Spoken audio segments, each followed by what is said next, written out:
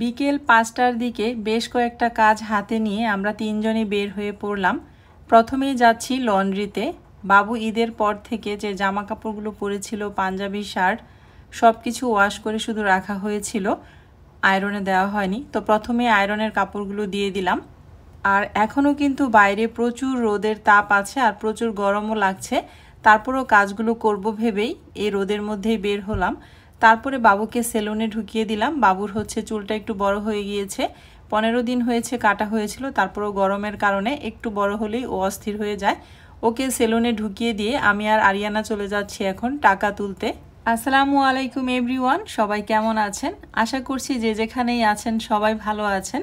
তো মনিরাস ওয়ার্ল্ড থেকে আমি মনিরা নতুন আরও একটা লাইফস্টাইল ব্লগ শেয়ার করতে আপনাদের মাঝে চলে এলাম। নতুন দিন, নতুন একটা ব্লগ। আশা করছি আপনাদের কাছে ভালো লাগবে আজকের ভিডিওটিও। আজকে 4 তারিখ বিকেল বেলা। তো বিকেল বেলা থেকেই কিন্তু আমি আজকের ব্লগটা শুরু করেছিলাম। 5 তারিখ সকাল হলে আমার 20,000 টাকা লাগবে, তো সেজন্যই টাকাটা তুলে নেয়া। তো টাকা তোলা শেষ করে হাতের টুকিটাকি কাজগুলো সেরে নিচ্ছিলাম। মেডিসিন কিনলাম, তারপর একটু আরএফএলে চলে এলাম।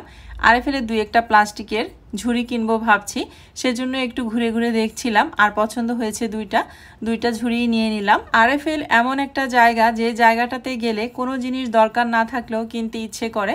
দেখবেন অনেক জিনিস আছে চোখের ভালো লাগা থেকেও কেনা হয়ে যায়। তো যাই হোক, আরএফএল থেকে চলে এলাম সেলুনে। বাবুকে তো সেলুনে বসিয়ে দিয়ে গিয়েছিলাম। তো সেলুনে এসে দেখি বাবুর চুলটা এখনও কাটা হয়নি। আর আমি যাওয়ার আগে যে ভাইয়াটা চুল কাটবে সেই ভাইয়াকে বুঝিয়ে দিয়ে গিয়েছিলাম যেন চুলটা এবার একটু বেশি ছোট করে, কারণ গরমে একদম অস্থির করে। তো যাই হোক, চুল কাটা শেষ হয়ে গেছে। এখন আমরা বাসার উদ্দেশ্যে রওনা করলাম। হেঁটে হেঁটেই যাচ্ছিলাম, বাসার খুব কাছেই সেলুনটা। তো সেলুনের কাজটা শেষ করে হেঁটে হেঁটেই চলে যাচ্ছি বাসায়। আর এই তো ঝুড়িটা দিয়ে দিলাম আইমানকে। এই ঝুড়িটা আইমানের জন্যই আনা হয়েছে। আর যেতে যেতে চোখ পড়লো একটা কাঁঠাল গাছের দিকে। বেশ কয়েকটা কাঁঠাল এসেছে, দেখতে খুব ভালো লাগছিল, তাই আপনাদের সাথেও একটু ক্যাপচার করে শেয়ার করে দিলাম। আর বাসায় এসে প্রথম যে কাজটা আমি করছি, 20,000 টাকা যে তুলে আনলাম কালকে সকালবেলায়, সেই 20,000 টাকা আমার লাগবে। সেই টাকাটা আমি একটু ভাগ ভাগ করে রাখছি। প্রথমে যে টাকাটা লাগবে, বাবুর স্কুলের বেতন 4,000 টাকা, তারপরে বাবুর কোচিংয়ের বেতন 6,000 টাকা, সার্ভিস চার্জ 4,000 টাকা, আর আমার খালার বেতন 4,000 টাকা। এরপরে ইন্টারনেটের বিল আছে 1,000 টাকা, আর 1,000 টাকার মধ্যে পানির বিল আর বাবুর স্কুলের খালা দারোয়ানদেরকে দিতে হয় সেই টাকাটা। তো 20,000 টাকা এভাবেই আমার প্রত্যেক মাসের 5 তারিখে লেগে যায়। সংসারে তো আরও কত খরচই আছে। আজকে আমি আপনাদের সাথে আমার 1 মাসের সংসারে কত খরচ হয় সেটা শেয়ার করব। আর এই তো দেখেন, বাবু কিন্তু চুল কেটে এসে খুব সুন্দর করে শ্যাম্পু করে গোসল করে নিয়েছে, আর গোসল করে পড়তেও বসে গিয়েছে। আর পড়ার আগে সে আমি যে ঝুড়িটা এনেছি সেই ঝুড়িটার মধ্যে তার যে স্টেশনারিজ আইটেমগুলো আছে সেগুলো গুছিয়ে রেখে তো এখানে রেখে দিয়েছে। এখন পড়তে বসে গিয়েছে। তো এখন একটু বাবুকে পড়াই, বাবুর ডায়েরি চেক করি, HW copy, CW copy check করি। তো আপনাদের সাথে দেখা হচ্ছে নেক্সট দিন সকাল থেকে। সেই পর্যন্ত কিন্তু ভিডিওটির সাথেই থাকবেন। আজকের আকাশটা খুব সুন্দর। এখন 5 তারিখ 6টা বাজে সকাল। আর আজকের ওয়েদারটা খুব সুন্দর। রাতে একটু বৃষ্টি হয়েছিল, একটু ঠান্ডা ঠান্ডা হাওয়া বইছে। এই টাইমটাতে কিন্তু অনেকেই রাস্তায় হাঁটতে যায়। আমারও একটু হাঁটা দরকার ছিল, কিন্তু সময় করে উঠতে পারি না, আবার সাহসও পাই না এত সকালে হাঁটতে যেতে। তো যাই হোক, কিচেনে চলে এলাম আর লাইটটা অন করে দিলাম কিচেনের। এখন প্রথমে বাবুর টিফিন রেডি করব। মাঝে মাঝেই একটা কমেন্ট পাই আমি যে আপু তোমার কারেন্ট বিল কেমন আসে। কারেন্ট বিল আসলে নিজের উপরে, আবার গরম ঠান্ডার উপরেও।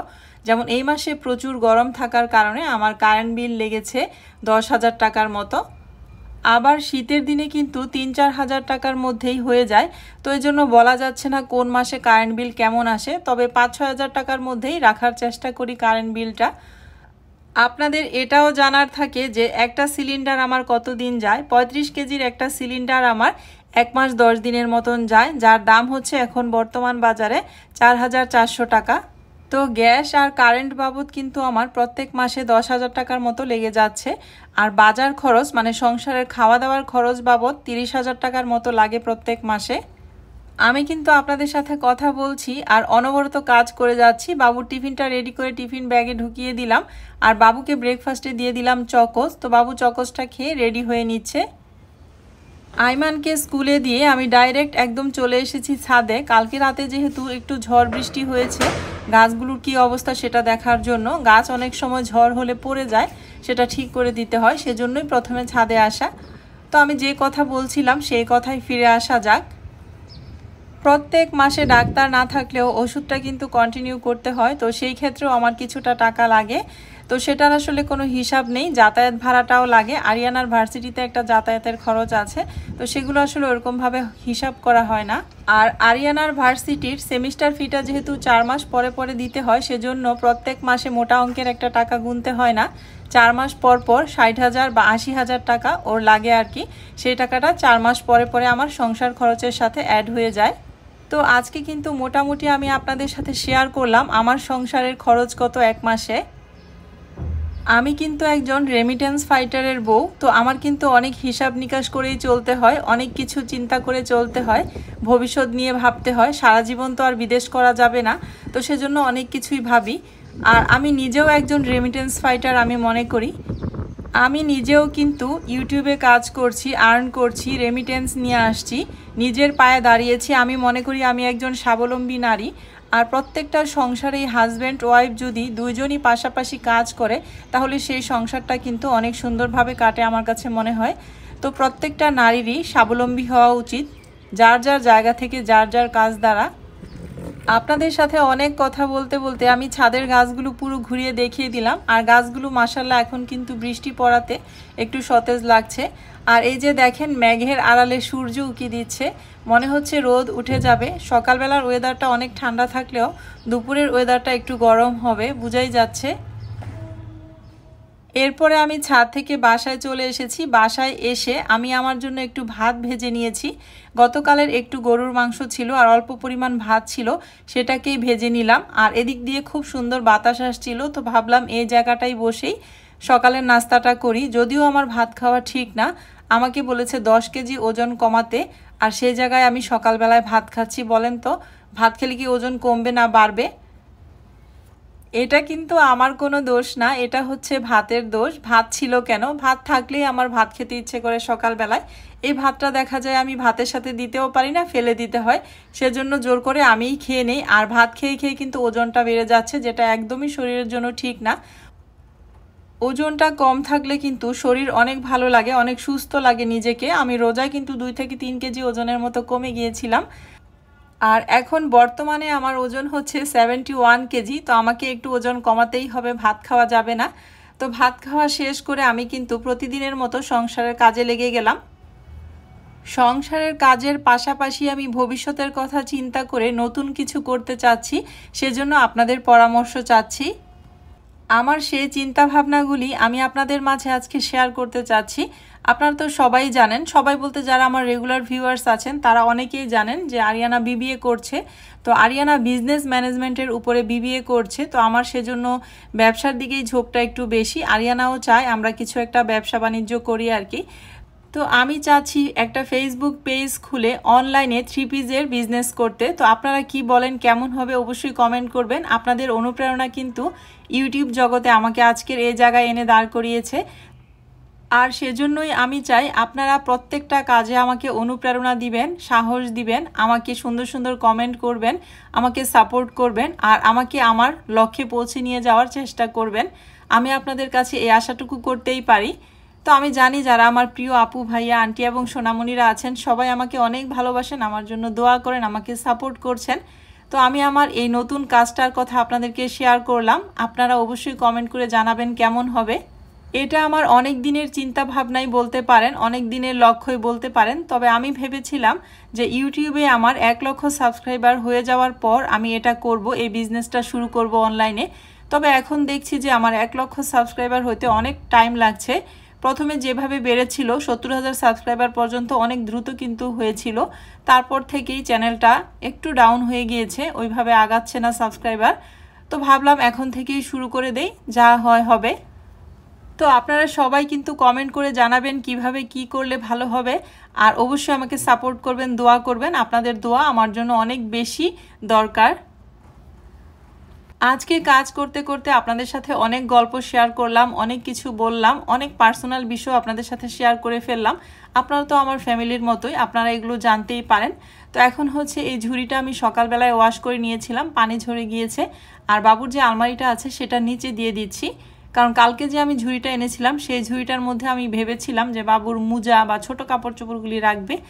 তো সেই ঝুড়িটা তো সে স্টেশনারিজ আইটেম রাখার জন্য নিয়ে গিয়েছে, তো এই ঝুড়িটাই আমি ধুয়ে আলমারির নিচে রেখে দিলাম। এটার মধ্যে আর কি সব ছোট কাপড় চোপড়গুলো রাখা হবে। আর আমার সব কাজ শেষ করতে করতে এখন বাজে হচ্ছে 10 মিনিট কম 2টা। খালা এই মাত্র হচ্ছে ঘর পরিষ্কার করে ঘর মুছে তারপরে আর কি চলে গেল। খালা যাওয়ার পর আমি আবার ক্যামেরাটা অন করলাম। আর লিভিং রুমের এই সোফাটা কিন্তু একটু চেঞ্জ করে দিয়েছি আজকে। লিভিং রুমটা একদম সম্পূর্ণভাবে ডিপ ক্লিন করে নিয়েছি, সোফার কাভারগুলো খুলে ফেলেছি। আর 2 সিটের সোফা 2টা এই পাশে রেখেছি, আর 1 সিটের সোফাটা জানলার কাছে দিয়ে দিয়েছি। আইমানের রুমের পর্দাটাও চেঞ্জ করে দিয়েছি, কারণ ওর বাবার হচ্ছে ওই পর্দাটা পছন্দ না, শুধু বারবারই বলছে খুলে ফেলার জন্য। তো সেই পর্দাটা খুলে ফেলেছি, চাদরটাও চেঞ্জ করে দিয়েছি। আইমানের রুমটাও মোটামুটি আজকে ডিপ ক্লিন হয়েছে, জানলা ফ্যান সব কিছু ক্লিন করেছি। খালা হচ্ছে আমাকে ড্রয়িং রুম আর আইমানের রুমের জানলা পরিষ্কার করে দিয়েছে, ফ্যান পরিষ্কার করে দিয়েছে, আর আমি হচ্ছে রুমগুলো ভালোভাবে ঝেড়ে মুছে ডিপ ক্লিন করে নিয়েছি। আর মাঝখানে এক ফাঁকে আমি কিন্তু একটু ফ্রাইড রাইস রান্না করে নিয়েছি, যা আপনাদের সাথে শেয়ার করা হয়নি ব্যস্ততার কারণে। এখন একটু নেড়েচেড়ে উল্টিয়ে দিচ্ছি। আর আইমানের আসার সময়ও হয়ে গিয়েছে। আমি এত কাজ করার পর আমার আজকে কেমন যেন অস্থির গরম লাগছে। গরমটা সকালবেলা ওইরকমভাবে বোঝা যায়নি, কিন্তু এখন মনে হচ্ছে প্রচুর গরম পড়ে গিয়েছে আবারও। তো যাই হোক, আরিয়ানা হচ্ছে আইমানকে স্কুলে আনতে চলে গিয়েছে, আর আমি এদিক থেকে রান্নাবান্নাটা শেষ করে নিচ্ছি। ফ্রাইড রাইস রান্না করে নিয়েছি, আর এখন হচ্ছে রেডিমেড চিকেন ফ্রাই আছে ফ্রিজে। আইমান আসতে আসতে চিকেন ফ্রাইটা আমি ভেজে নিব। এই তো ফ্রিজটা খুলে নিলাম আর চিকেন ফ্রাইটা নামিয়ে নিচ্ছি। রেডিমেড এই চিকেন ফ্রাইটা আইমান খুব পছন্দ করে, তাই আমার মাঝে মাঝেই আনা হয়, আর বিপদের সময় কাজেও লাগে। কিন্তু আজকে কি রান্না করব কিছুই বুঝে উঠতে পারছিলাম না, কিন্তু হুট করেই মনে হলো যে চিকেন ফ্রাইটা ভেজে দিই আর একটু ফ্রাইড রাইস রান্না করে নিই। তো এক প্যাকেটের মধ্যে 5টা চিকেন ফ্রাই থাকে, এটা লেগ পিসও আছে। তো লেগ পিসটা পাইনি, এজন্য এই পিসগুলোই আনা হয়েছে। চুলায় আমি তেল গরম করে নিয়েছি, আর 3 জনের জন্য 3 পিস ফ্রাই করে নিচ্ছি। এক প্যাকেটে 5 পিস থাকে, তো বেশি আর করব না, রাতে দেখা যাবে এটা আর খাওয়া হবে না। এই তো চিকেন ফ্রাইটা কিন্তু এখানে লাল লাল করে ভেজে নিলাম। তো চিকেন ফ্রাইটা ভাজতে থাকি, আর প্রতিদিনের মতো আপনাদেরকে ছোট্ট একটা রিকোয়েস্ট করে নিতে চাচ্ছি, যা এখনও করা হয়নি আমার আজকের ভিডিওতে। যারা এখনও একটা লাইক না দিয়ে ভিডিওটি কন্টিনিউ করছেন, তারা কিন্তু চাইলেই ছোট্ট একটা লাইক দিয়ে দিতে পারেন আমার ভিডিওতে। আপনাদের একটা লাইক কিন্তু আমাকে একটা শেয়ারের কাজ করবে, আমাকে অনেক ভাইয়া আপুর কাছে পৌঁছে দিবে। আর যারা আজকে চ্যানেলটাতে প্রথম এসেছেন, লাইফস্টাইল ব্লগগুলো প্রথম দেখছেন, আপনাদের কাছে যদি এই ব্লগের কোথাও কোনো অংশে একটু হলেও ভালো লেগে যায়, তাহলে প্লিজ আপনারা আমার চ্যানেলটির পাশে থেকে যাবেন সাবস্ক্রাইব করে। এখন বাজে হচ্ছে 2:40 মতো। এই তো আইমান চলে এসেছে, আরিয়ানা ওকে নিয়ে এসেছে। আর গরমে রোদে বাচ্চার অবস্থা কি দেখেই নিশ্চয়ই বুঝতে পারছেন। আমি প্রতিদিনই ও স্কুল থেকে আসার আগে ওর রুমের এসিটা ছেড়ে রুমটা ঠান্ডা করে রাখার চেষ্টা করি। আজকে খেয়াল ছিল না, তো এসি ছেড়ে দিল। এখন আমি রোদে পোড়া থেকে স্কিনটাকে রক্ষা করার জন্য একটু স্কিন কেয়ার করব। গ্রীষ্মকালে আমি কিভাবে বাসায় স্কিন কেয়ার করি সেটাই আপনাদের সাথে শেয়ার করছি। এখানে আমি 1 চা চামচ পরিমাণ চিনি নিলাম, আর নিয়ে নিলাম মধু, আর নিলাম লেবু। একটা স্ক্রাব তৈরি করব। সংসারের পাশাপাশি প্রচণ্ড এই গরমের মধ্যে কিন্তু নিজেরও একটু যত্ন নিতে হয়।